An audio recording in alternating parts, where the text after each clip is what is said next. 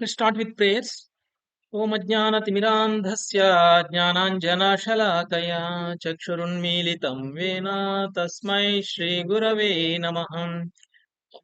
Sri Chaitanya Manobishtam Sthapitam Yena Bhutale Swayam Rupa Kada Mahyam Dadati Swapadantikam Vandeham Shri Guru Shri Yutapadakamalam Shri Gurun Vaishnavascha Shri Rupam Sagrajatam Sahagana Raghunathanvitam Tam Sajivam Sadvaitam Savadutam Parijana Sahitam Krishna Chaitanya Devam Shri Radha Krishna Padan Sahagana Lalita Shri Vishakhanvitascha हे कृष्णा करुणा सिंधो दीनबंधो जगत्पते गोपेश गोपिका कांता राधा कांता नमोस्तुते तप्त कांचन गौरांगी राधे वृंदावनेश्वरी वृषभानुसुते देवी प्रणमामि हरिप्रिये वाञ्छाकल्पतरुभ्यश्च कृपा सिन्धुभ्य एव च पतितानां पावनेभ्यो वैष्णवेभ्यो नमो नमः नमो विष्णुपादाय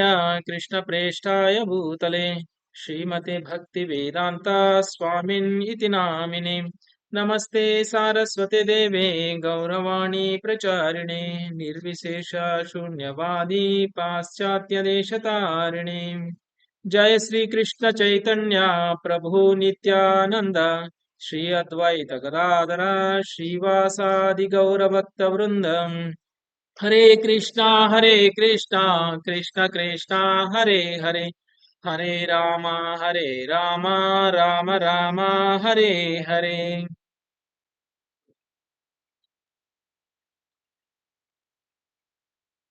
मात्रा स्पर्शस्तु कौन्तेय शीतोष्ण सुखदुःखदा आगमापायिनो नित्यं तां स्थितिक्षस्व भारत मात्रा स्पर्शास्तु कौन्तेय शीतोष्ण सुखदुःखदा आगमापायिनो नित्यं तां स्थितिक्षस्व भारत मात्रा स्पर्शास्तु कौन्तेय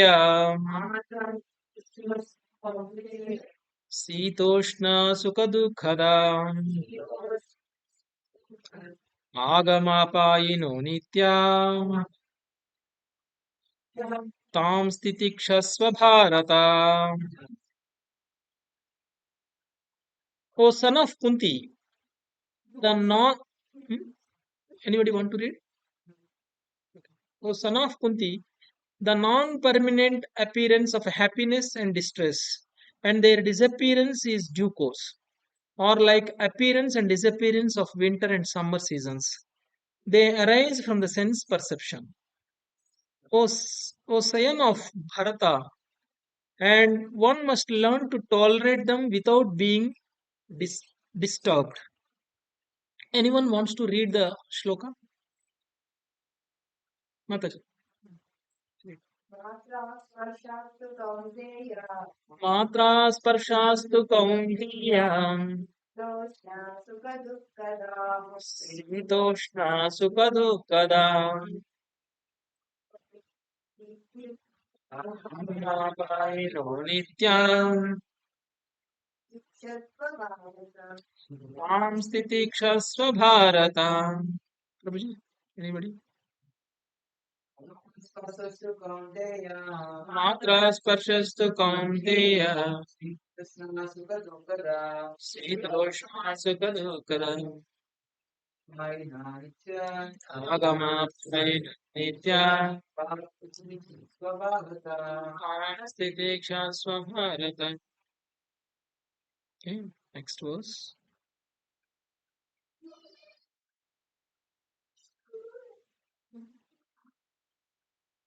यं हीना व्यथयन्ते ते पुरुषं पुरुषर्षभः समदुःखसुखं धीरं सोमृतत्वाय कल्पते यं हि नाप्यधयंस्त्येते पुरुषं पुरुषर्षभा समदुःखसुखं धीरम् सोमृतत्वाय कल्पते यं हि नाव्यथयन्त्येते पुरुषं पुरुषर्षभा समदुःखसुखं धीरम् सोमृतत्वाय कल्पते माताजी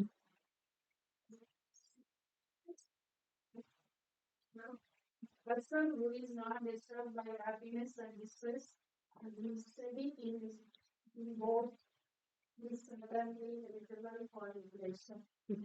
Okay, anybody wants to read the shloka? Yam hina vyadayantyete purusham purusharshabha samadhukka sukham dhiram somrutattvaya kalpate yam hina vyadayantyete purusham purusharshabha samadhukka sukham dhiram somrutattvaya kalpate. O best among men, Arjuna, the person who is not disturbed by happiness and distress and is studying both is certainly eligible for liberation. Okay. So basically, the topic name is the tolerance for dualities. Okay. So if you see in the verse number 14, Krishna was mentioning be tolerant of happiness and distress that we are getting. It is just like a winter and summer that is coming and going. So he says whether it is a happiness or it is a distress in our life, it is temporary in nature. It's not permanent. Whatever feeling that you have, today you might be happy for some reasons, or you might be sad for some reasons. Krishna is telling it is very temporary. The nature of this is very temporary. So we should not be worried about the temporary situations in our life and you know and not being tolerated about it, and because of that we might be losing the higher purpose of our life. Okay, that's what Krishna was mentioning here. And what is the benefit of you being tolerant about your situations? That's what Krishna is mentioning in the verse number 15. What is he saying? Oh, best among men, the person who is not disturbed by the happiness and distress and is studying both is certainly eligible for liberation. Liberation means mukti, moksha, anything. Okay. So basically, why are we really suffering or why are we really happy about some things when that is temporary? Whether it is a happiness or this thing is a temporary. Why is Krishna talking about be tolerant about these situations? So first we should understand the context. Okay. If you see, Arjuna was bewildered. Right? Arjuna's situation was that he is worried about, you know, looking at the army in the battlefield. Right? So all the army who are standing in front of him are his gurus, his brothers, his well-wishers, his friends, okay, and his grandfather, his fatherly like persons. All these are the people. So he was under the impression that if he has to win this battle, he has to kill so many well-wishers, so many relatives, and this is a sinful activity. And he is thinking that he is going to kill them. Okay, this is a problem that he has. Then he is not aware whether he has to kill or not kill. That's why he is not able to take decision. That's why he asked Krishna, what is good and what is not good? What is good for me that I should do? This is what this is what Arjuna asked. And if you see in the previous two classes, we have seen Arjuna, before he actually decides whether he has to fight or not fight, he surrendered to Krishna. Karpanya dosha shloka. Okay, if you see, he says, I am surrendering to you as a disciple. So till then, the relationship between Arjuna and Krishna was something else. Okay, they are relatives, they are friends, they are close friends, and Krishna was a chariot driver and Arjuna was a warrior. So there is a different relationships that both of them were having. But before he hear from Krishna, he said, I don't want to hear from you just like I am a brother to you or brother-in-law to you or I am a friend to you. He wanted to surrender as a disciple to him. Okay. That means if you really want to get a spiritual knowledge or any knowledge from anybody, the mood that we should have is that a disciple mood. If you are not acting as if you are a disciple, if you are not taking up a position of a disciple, a master's whatever he is telling, we will not take it in a right mood and a right way. So that's why Arjuna has surrendered first. So when Arjuna surrendered, Krishna started speaking Bhagavad Gita.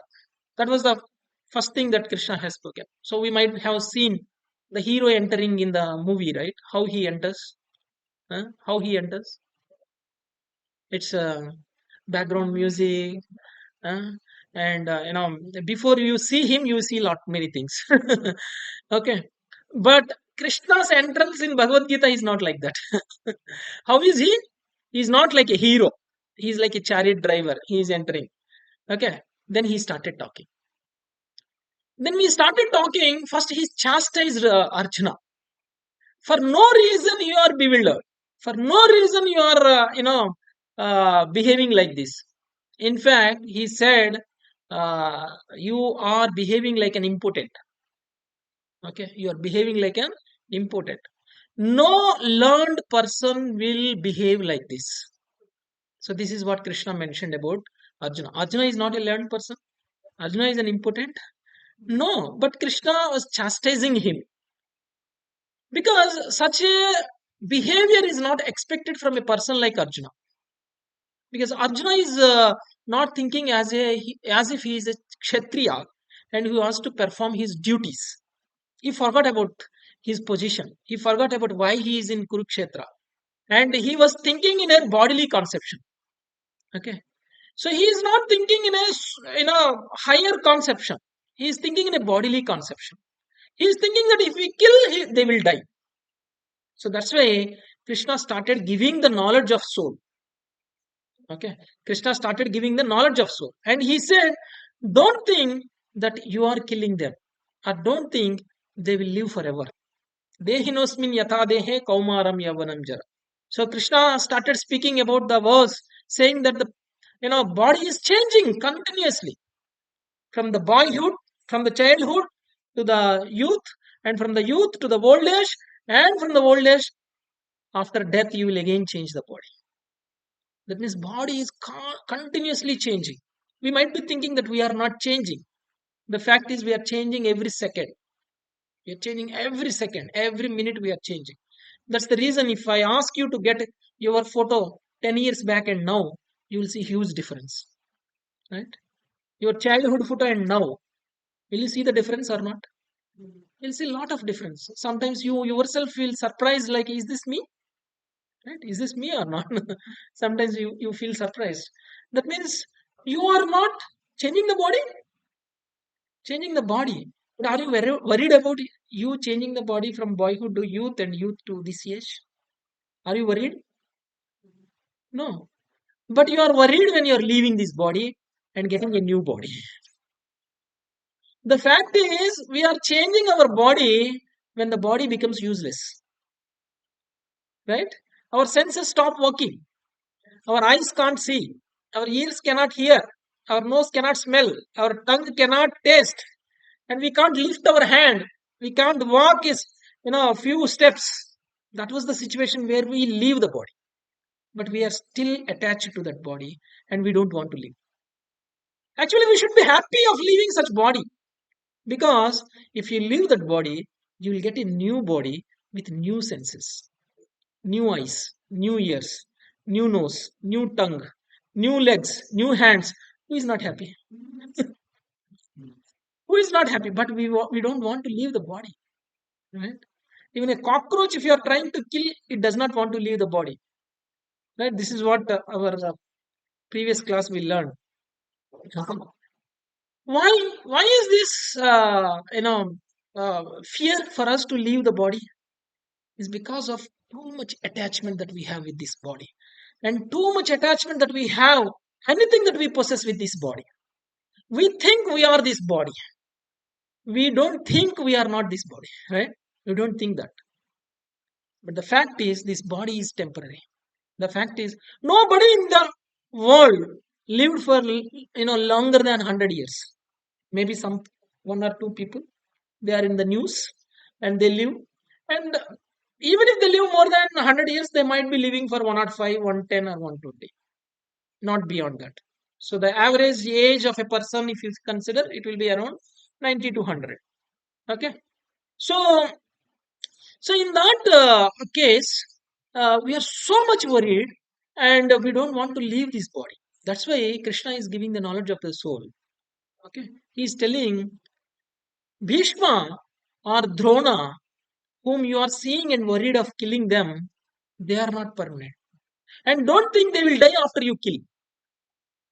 Okay, they are not the body at all. So, what is the problem for you to kill? Because you are a Kshatriya and it is your duty to kill. Right?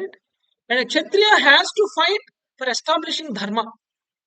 If you don't establish Dharma being a Kshatriya, then you are more sinful than not killing them. So actually the argument of Arjuna was that he does not want to kill because he will be the reason for family destruction. He will be the reason for the sinful activities. Okay, the family destruction. All elders will die in the war. So what will happen to the family? What will happen to the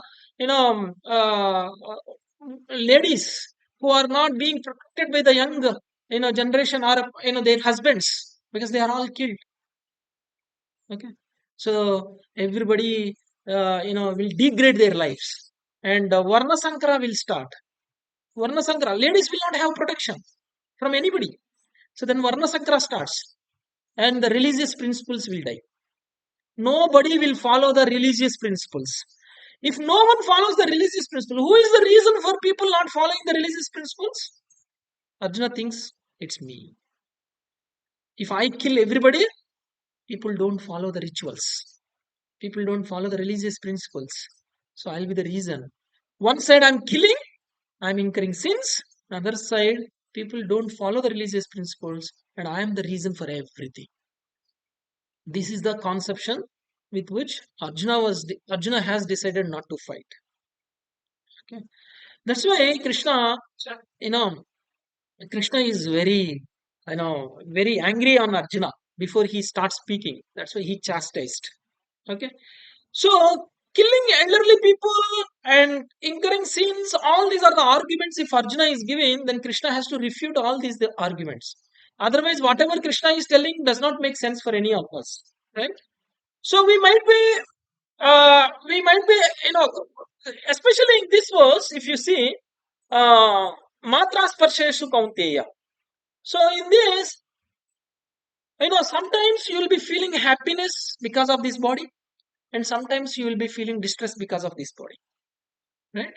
So the reason for why you feel these dualities is because you are thinking that you are this body. Anything that you are getting, like sometimes we feel like uh, eating tasty food. Okay, when you go and eat the tasty food, you'll be enjoying, you'll be very happy. Okay, you'll be very happy and you want to eat more and more. After you eat to certain limit, then what happens? You'll feel bored of it, eating it. Then you say, no, I don't want to eat. Okay, then what happens after that? After that, because of the food, a lot of food that you eat, you get indigestion problem. And then will you be still happy? No. You will start feeling sad about it, and your body will not cooperate you, and body will, you will be suffering. That means whatever was the reason for you to happy some moment back was the reason for you to suffer. Right? So the happiness was permanent and the distress was permanent. No. That's why Krishna is saying, Agama. See, you can see in this verse, Agama Ayino Nityas. So it comes and goes. It comes and goes. The happiness and the distress comes and goes. See, we are working hard to get happiness, right? Why are we going to offices from morning to evening, working hard and coming back and enjoying? Why are we doing that? Is for the happiness we are doing. Anybody is working hard to get distress in life? Nobody is working hard to get distress in life. But are you not getting distress? Equally you are getting. But why are you not thinking in that way that distress is coming in our life without our effort? In the same way, without any effort, the happiness also will come. Sometimes you don't put any effort, but still you'll get happiness. You'll still get happiness or not? Yes. But without effort also you get happiness. Without effort also you get distress. But why should we put so much effort to get so much happiness? Little happiness which is temporary in nature. Right? But that means when you don't understand the purpose of our life, then these temporary things will disturb us. These temporary things will disturb us. I'll tell you a small story relating to this concept. Actually, there was one king, was a very pious king, and a sadhu who came to the kingdom, and the king has invited him, and he has given all the respect to him, and he has worshipped him, and he has taken care of him like anything. Okay. Then the sadhu was impressed. Sadhu was very happy, and the sadhu said, "I'm very happy with the, you know, with the way you took, you have taken care of me, and I'll bless you with a boon. Okay, you ask me whatever you want, I will fulfill your need." Then the king said, "By the God's grace, I have everything. I don't need anything." He is a pure devotee. Okay, by the God's grace, I have everything. I don't need anything. It's my pleasure that I served you. And then the sadhu said, the devotee, sadhu said, "No, no, no, no. You pleased me, so you have to ask for a boon. I will give you the boon." Then the king said, "Okay, you are asking so much. Okay, I will ask for a boon. Give me a boon that I will be happy always. Okay, all the time I should be happy." This was the boon he asked. Then Sadhu said, "Very nice, desire you have. I will fulfill your, desire." Then he has given one ring.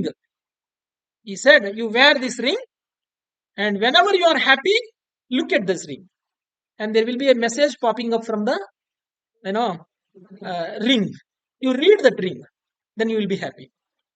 Then again he said, "Whenever you are sad, whenever you are distressed, remove the ring and look inside the ring. You will get another message popped up, and read that message also." Okay.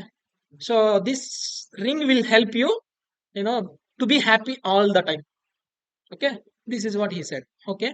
The king was wearing the ring, and and he, and he forgot about this boon, and always the ring was there to his hand. Okay, his finger. Then after some time, many months later, he was very happy with his family. Okay, he went to picnic with his wife, his kids, and he was enjoying with kids, and he forgot about every responsibility. He is very very happy, topmost happy. Maybe he is in some resort or somewhere. Okay. Okay, he is enjoying. So that time his kids are playing, his wife is playing with his kids, and he is also playing with kids. That was not the moment for us also to be happy, enjoy. Okay, then he remembered, I'm so happy, I'm excited of this happiness. I want this happiness to be forever. Then he could remember the boon that he got from the sadhu, and the sadhu said, "Whenever you are happy, just look at the ring, then a message will pop up." Then he has seen the ring. There was a message. What was the message? The message was, "This too shall pass away." Okay, this too shall pass away. Then he realized, okay, this happiness is not permanent. Okay, tomorrow again, maybe the same kid will be the reason for me to, suffer. The same wife will be the reason for me to suffer. So I should not be so much excited of what happiness that I got because of some circumstances. Okay, because of the wife, because of the kid. Whatever the happiness that I'm getting is not permanent. This will also pass. Okay, then he was composed. Then he came back to his senses. Then he controlled his happiness also. Then he was just normal. Okay, this is what Krishna was telling, right? Don't be too excited when you are happy also. Okay, this is what Krishna was telling. Then few months later, and there was a enemy king, attacked the kingdom, and he was killing all the soldiers like anything, all the soldiers like anything. And and at one point of time, he felt like he will lose the battle. Okay, king was very sad. King was very upset, and he's thinking, how can I protect my you know kingdom? How can I take care of my people? Okay, this was a worry for that king. Then again he could remember uh, the boon that he got. Open the ring, look into the ring, then he will get another message. So what was the message? Next message: this too will pass. This too shall pass. Okay, again he has seen the message. The moment he has seen the message, then he felt like whatever the situation that I have is also not permanent. And this also will go and I will get happiness again. So I don't have to worry for the current situation. Then I have to fight. This my responsibility for now is to fight and ensure that my people are protected, no matter what is the result. But whatever may be the current situation, that will also pass. Then he was composed again. He came back to his senses and he was composed. And again he gained the energy again. And he has motivated all his soldiers and he fought. Then he won. Okay, that's how. So the story tells us that the happiness and the distress are common in anybody's life. No matter whether you work hard or you don't work hard, for whether it is for a happiness or for a distress, it's going to occur. Okay, we have to tolerate our situations. If you can tolerate, then the higher purpose can be achieved. That's why Krishna is telling the higher purpose is the liberation. In the next verse, Krishna is telling the person who has a capacity to tolerate the happiness and the distress can be eligible for liberation. Okay, can be eligible for liberation. This is what Krishna was mentioning in these two verses.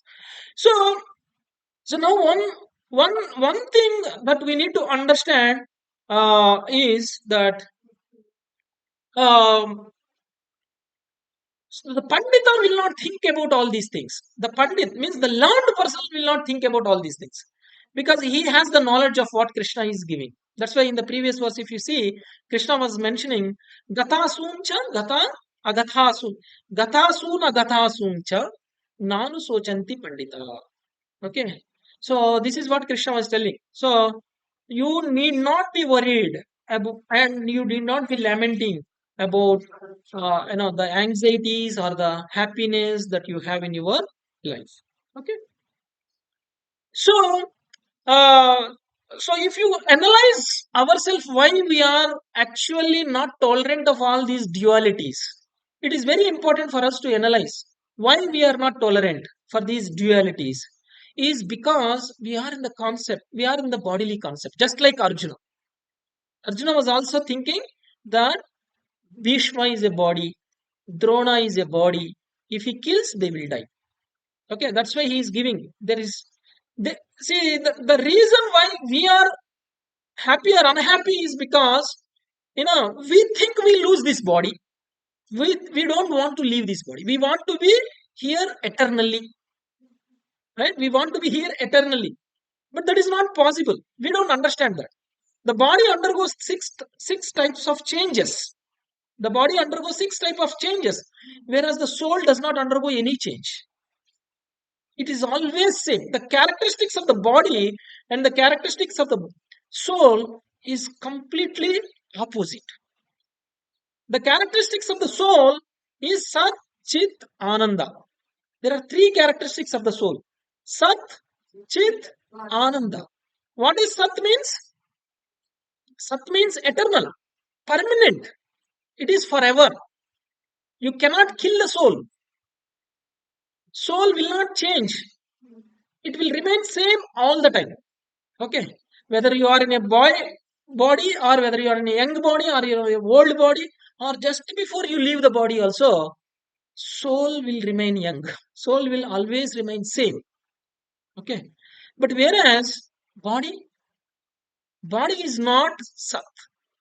Okay. This is Asat. Body is temporary. Body is temporary. It is Asat. Then what is next? Chit.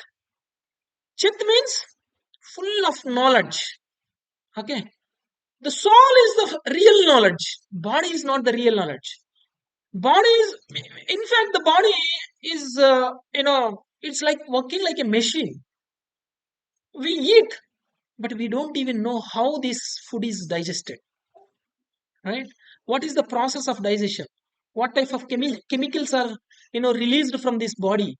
How the body is functioning? We don't know. Right? When you have some problem to this body, we cannot cure. We go anywhere you go, you know, temporary relief you will get. But at the end, what will happen? The body will die. At the end, body will die. So, we as a body is, it's not a chit. It's not chit means it's not full of knowledge. Though you have a body, you don't have a knowledge of this body. If you being a body, if you don't know what is happening within your body, then this is ajnana. Right? This is not a knowledge. And the third characteristic is ananda. Ananda is bliss. When you realize the real characteristics of yourself, then the real ananda comes. The higher taste comes. Otherwise, what will happen? You will be in the perception that you are this body and you will be suffering because of the body. Whatever the problems that you get to this body, you will react. Right? Although it is temporary, you will react to that temporary situations. Okay. So if you understand that you are a living entity, and that living entity is permanent in nature, and that permanent in nature, the permanent bliss is not the one that you are experiencing with this body, then the higher purpose is understood for you. Okay. And the higher purpose is that you are a part and parcel of the Supreme Lord, and you get the bliss by serving the Supreme Lord. Okay. So we are not individual. We are not independent. Okay. But we think we are independent. But we are the servant of somebody. Even when you are in this body, or you are not in this body, you are a servant of somebody. And that servant, the real master, is Krishna. If you can understand your real master is Krishna, and you serve the real master, then you get bliss.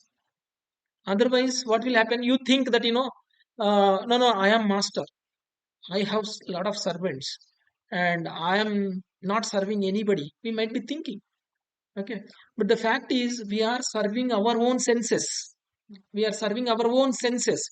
And these senses are material senses. And these material senses are not permanent. Okay. Or we may be serving the senses of our family members. Right? My wife want to be happy. My son want to be happy. So I work hard and I will take care of them. This is also a type of serving them, right? So, or you will be serving the society, or you will be serving the nation, or you will be serving somebody. But all the time you are serving. But although you are serving at different levels, different people, but you think you are not servant. Okay, we are not servant and we are masters. Is this not ignorance? Hmm? So this is the ignorance that we are in. That is the problem for our life. So when we understand that, we are the servant and our real service is meant for, Supreme Lord, then we will realize the purpose of our life. Then we will start worshipping the God. Then we come to temple. Then we come to lectures. Then we listen. Then we understand. Otherwise, we lost our purpose. Right? Just like how an animal is living, we will also live. Animal also has all sense gratification. Right? Animal is also having a lot of sense gratification more than us. Okay, we have a restricted sense gratification. We can't enjoy whatever we want wherever we want. Right? So mother will say, no, don't eat. Father will say, don't do this. So a lot of restrictions for us. Okay. But for animals, there is no restriction. It can enjoy the way it wants, wherever it wants, whatever it wants. But what is the difference? If you also start enjoying like an animal, what is the difference between a human body and an animal body? Right?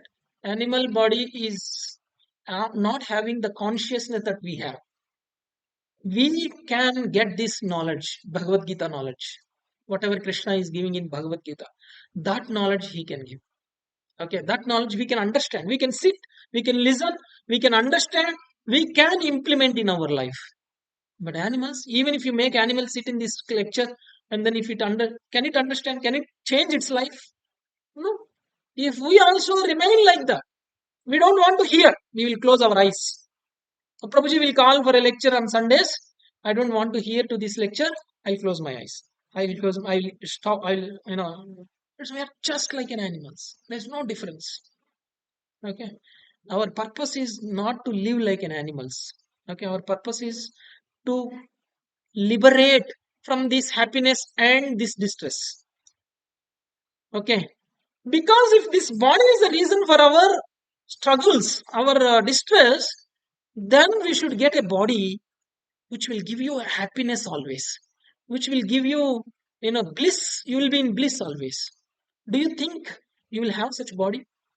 You will have such body.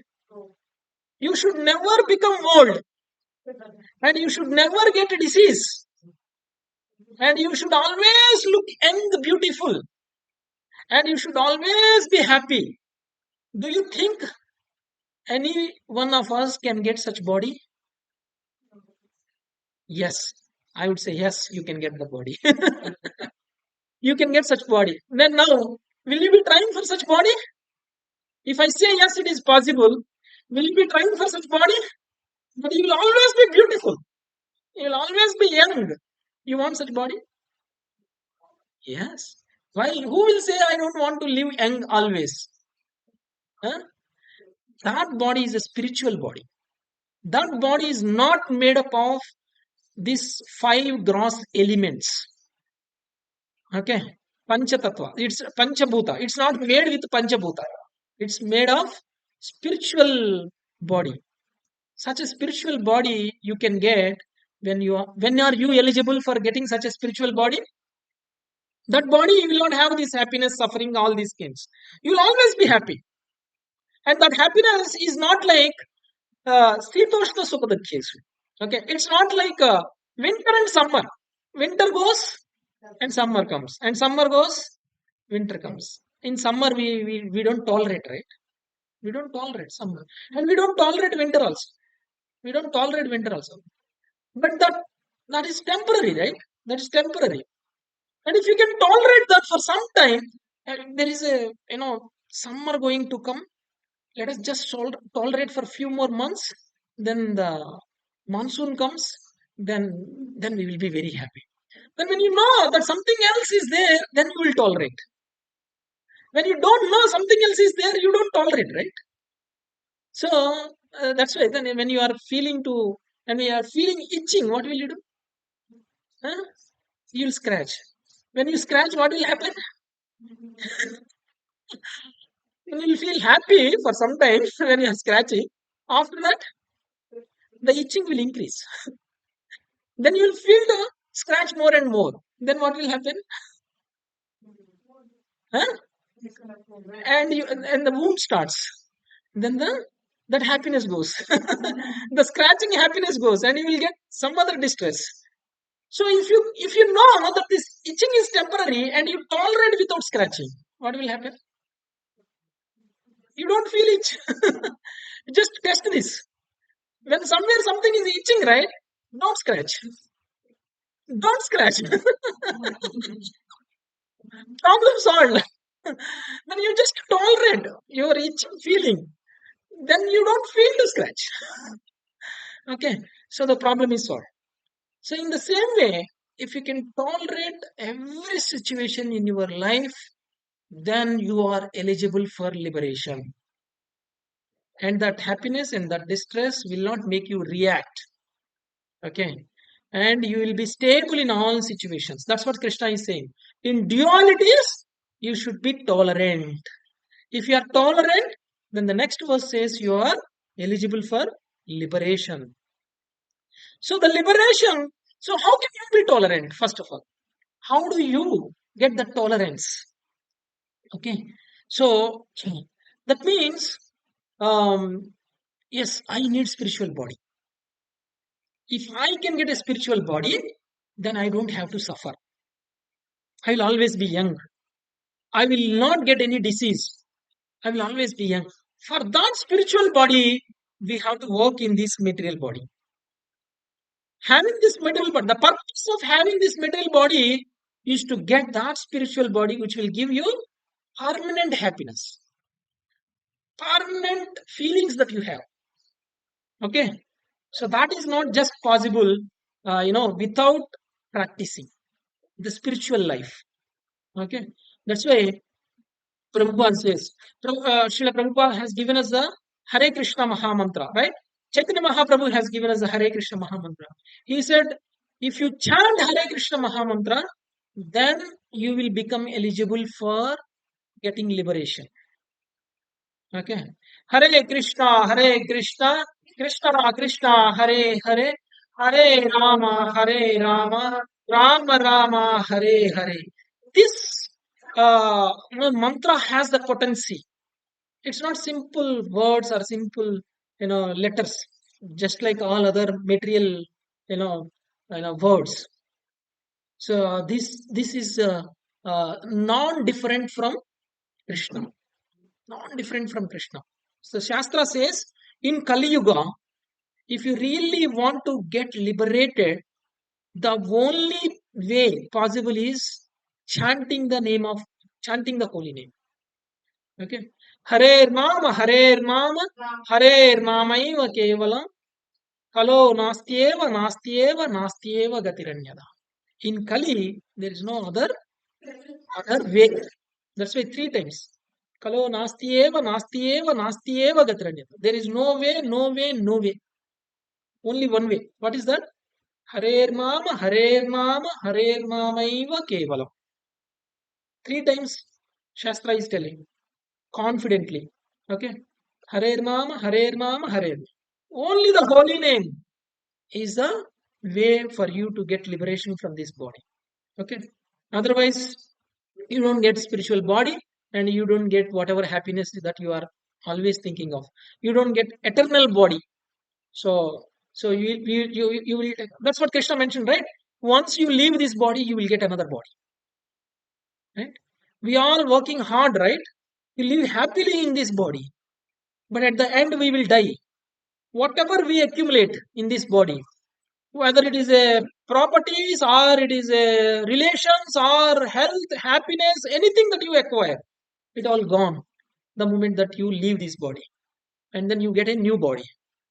Then when you get a new body, you will start from scratch. You will again start from scratch. LKG, UKG. Okay. You can't say that I finished my degree last birth. Okay, I will start my PG now. No, you have to start from nursery. Okay, again you have to take birth. Again you have to die. Don't think birth is happiness and death is not happiness. No. Anybody feel happy in the death time? Anybody feel happy in the birth time? No. You will feel happy, but your baby, again, the baby gets full consciousness in the 7th month. he can feel everything. He can see everything. He get all the senses active. Okay, he is very active, but he is kept in the bag, small bag, ulta, ulta hanged, legs upwards and head downwards. For how long? Another 2 months. Total 9 months. The baby was kept in the womb in a opposite direction. The head is down, and you don't have enough space to stretch your legs, and you don't have enough space to stretch your hands.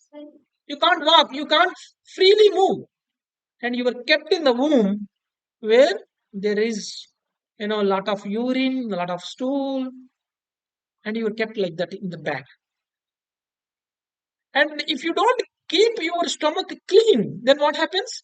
There will be worms, and the worms will go and bite the, you know, baby. That's why you see when the baby, newborn baby, when you see, you will see the red dots on the skin. Okay, these red spots are, it's actually bitten by worms in the body. That's why it is very important. We have to keep our stomach clean when you are pregnant. Okay, otherwise these worms will bite.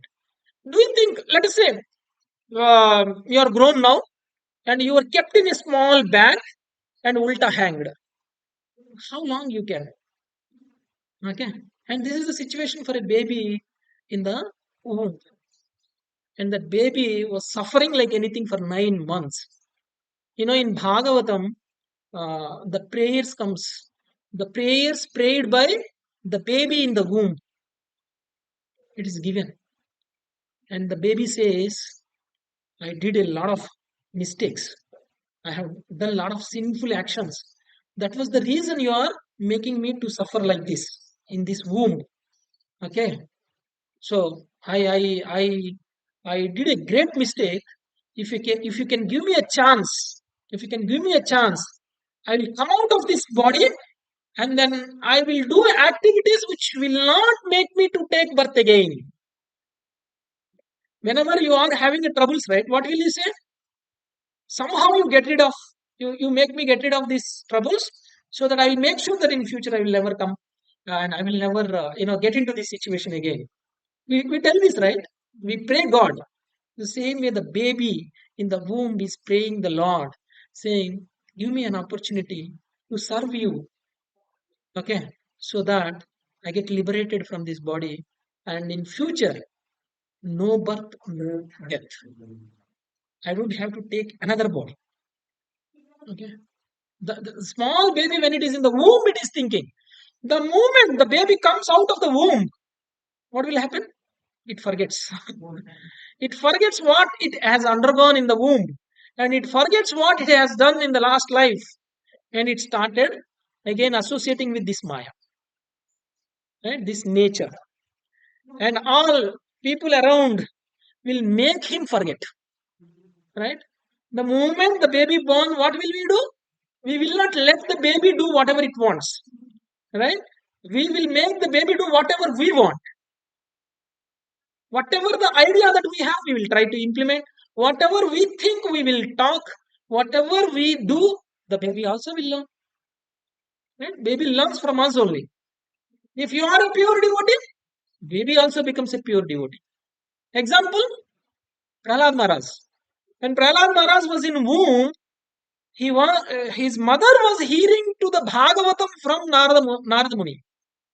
Okay, Prahlad Maharaj, whether mother heard or not, it is not known. Okay, mother might be sleeping, mother might not be hearing because she is in Maya, but the baby is not in Maya. Baby was in the womb. Mother might be sleeping, but the baby was hearing. So the moment Prahlad Maharaj came out, he became a pure devotee. Right? Prahlad Maharaj was exhibiting a devotee qualities.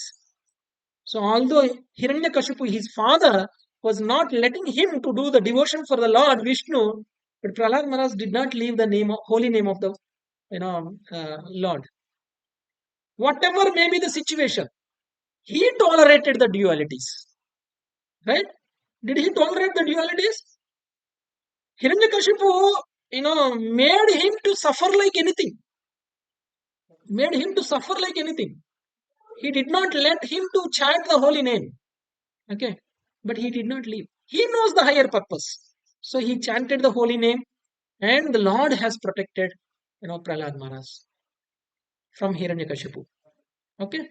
So, so that is the essence of the life that we need to understand. Otherwise, we lose the essence. We live the whole life, but we lose the essence. And we pass, and then we suffer. And we become a baby in the womb, and we think, you know, I lost my opportunity, great opportunity that God has given me. Right? Great opportunity. Being in the human body is a great opportunity that God is giving us. It's not easy to get 84 lakh species are there. 84 lakh species. Human body is one species in that. Okay. If you lose human body, there is no guarantee that you will come back into the human body again. You might have to take birth in 84 lakh species.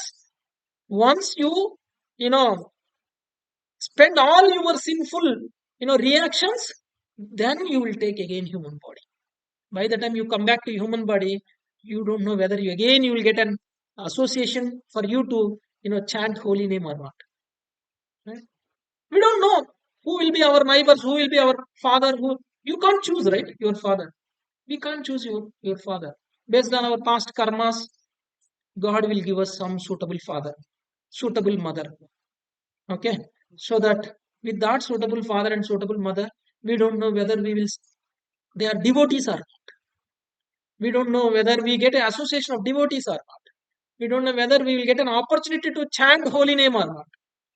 We don't know whether we will become a devotee or not. And another life goes like that. Another life goes like that. So that's why we should learn. One take away from this class is that we should be tolerant of dualities, and that is possible when you understand the higher purpose of the life, and that higher purpose is possible only when you chant the holy name. Okay, let's stop the class here.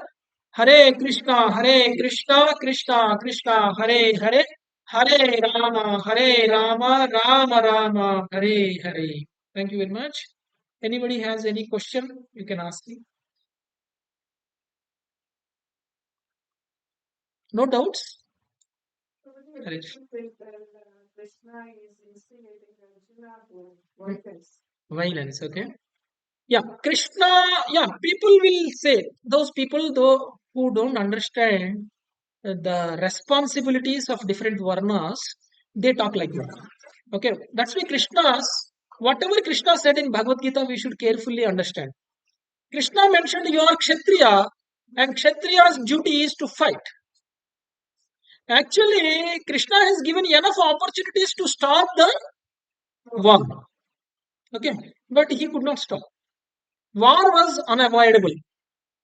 But in this situation, if Arjuna does not fight, what will happen? Pandavas will lose the battle. What will happen if Pandavas lose? Kauravas will rule the kingdom. And what will happen if Kauravas will kill? Adharma. Adharma will increase. And all people in the kingdom will become sinful people. And Krishna wants to avoid that. Krishna does not say peace, peace, peace always. He says for establishing dharma, violence is also correct. And that violence cannot be done by everybody in the society. It should be done by a designated people. A responsible person, a person who is responsible for protecting the people only has to fight. He is not giving a general message to everyone to go and fight with anybody. It's not a general message. And he is telling you are a Kshatriya, and Kshatriya's responsibility is to fight. And if you don't fight, you will incur sin. If you fight, it is good for you. As a Kshatriya, you are fulfilling your responsibility. In the same way, we all have our own responsibilities in our life. I'm a father, father responsibility is there. I'm a husband, husband responsibility is there. I'm an employee in a company. As an employee, I have certain responsibilities. That's why dharma, artha, kama, moksha. These are the four things that are mentioned in the scriptures. Dharma means fulfilling our responsibilities. Doing our duties is dharma. Artha. Artha means when we do our duties, we get benefited by money, ardha. Then when we have ardha, then what will happen? We will fulfill our desires, kama. Dharma, ardha, kama. And when we fulfill our desires, what is our next duty? Moksha. So we have to work for moksha. But unfortunately, we are forgetting about the fourth concept. Dharma, ardha, kama only we are stuck. Okay. The moksha part we forgot. That was the reason we are binded in this material world. So the person who is actually trying for moksha, he does not worry about dharma, ardha, kama. Right? So when dharma was mentioned in scriptures, the dharma is different for different varna people. Brahmana's dharma is different. Kshatriya dharma is different. Vaishya dharma is different. And Shudra dharma is different. You can't say that you being a Vaishya or a Shudra, you can't say that I will go and kill people and I'll become a king. If you do that, you become a Kshatriya. Okay. And these varnas are not based on the birth. Because I born in the Brahmin family, I become a Brahmin. Because I born in a Vaishya family, I become a Vaishya. No. Krishna tells that in 4th chapter. He says these varnas are based on guna and karma. These are not based on the birth. Okay, but what we say, we don't talk about varnas, we talk about kula, jati. Right? Krishna is not giving jati and kula. He is not talking about Hindu, Muslim, Christian. He is talking about varnas. Even within Muslims also there are these 4 categories. Even within Christians also these 4 categories. Within Hindus also these 4 categories. Okay. The Brahmana means he is a learned person. He reads Vedas. He understands scriptures. And he will give the actual value of our life. He will make us understand the purpose of our life. And he is Brahmana. And Kshatriya is a person who protects Brahmins and who rules according to the instructions of Brahmins.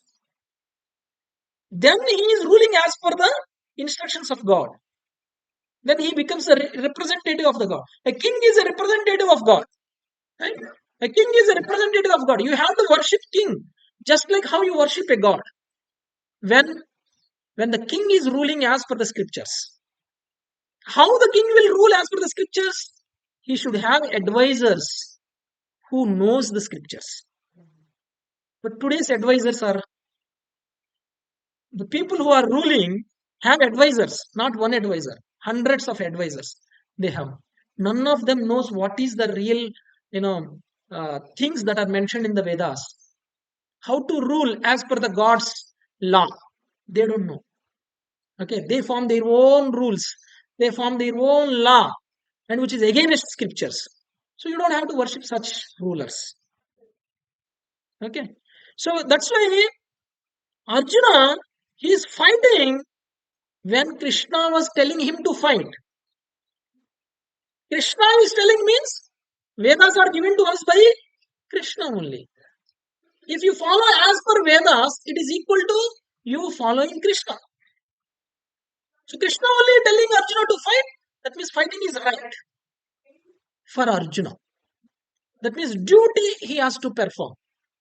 So in the same way, we have our prescribed duty. When you do your prescribed duty in this consciousness, then that duty becomes yajna. It's like yajna. Yajna does not mean that you have to, do a fire sacrifice. Okay. Yajna means you change your consciousness, you work keeping Krishna in the center, then that work becomes yajna. That work will not bind you in this world. Okay. So that's why when you just read few more verses, when you go through other chapters, then you'll understand more about how the activities have to be performed. Next chapter is Karma Yoga. Okay. There Krishna will mention how to act. So it's not that one verse or 2 verses that we pick from Bhagavad Gita and we conclude. Right. So Krishna is not instigating everybody to kill. Okay. Krishna is telling us to perform our duties. That's what we need to understand. Arjuna's duty is fighting. So he is telling. Okay. Yeah. Any other question? Like if we perform our duty, Hmm. then we become happy. Hmm. So should we show that? You have to show, but you should not be too much of excited that this is a permanent happiness that I got kind of feeling. You should not give. It is good. You have to celebrate your happiness, but that happiness should not make us be in the illusion that you know you forget about your responsibility, or you will not be able to do what you are supposed to do. Okay, you should not get into that situation. Sometimes that happens, right? Because we are happy, we say we take a break, or we are sad, we take a break. Why? Because that happiness or the sadness is affecting you from executing your duties. That should not happen. Okay. So happiness should not be the reason for us that I'm already happy. Why should I go to office? Eh? I'm enjoying. I'm blissful. I'm enjoying. I don't need to earn money. I don't need to go to office. I don't need to work. I'm already happy. Even if I work for this happiness only, I already have that happiness. So many people are there. I have a lot of money. Why should I go and work? Okay. I'm already happy. Why should I hanker for happiness? Another happiness. So that should not be the reason for us to stop doing our responsibilities. Okay. That's why Krishna is saying tolerate. Tolerate your feelings. Okay. Tolerate your emotions. Then you are Pandita. Okay. Any other? Okay, thank you very much. Hare Krishna. Vancha kalpatarubhyascha kripa sindhubhya eva cha patitanam pavanebhyo vaishnavebhyo namo. Hare Krishna.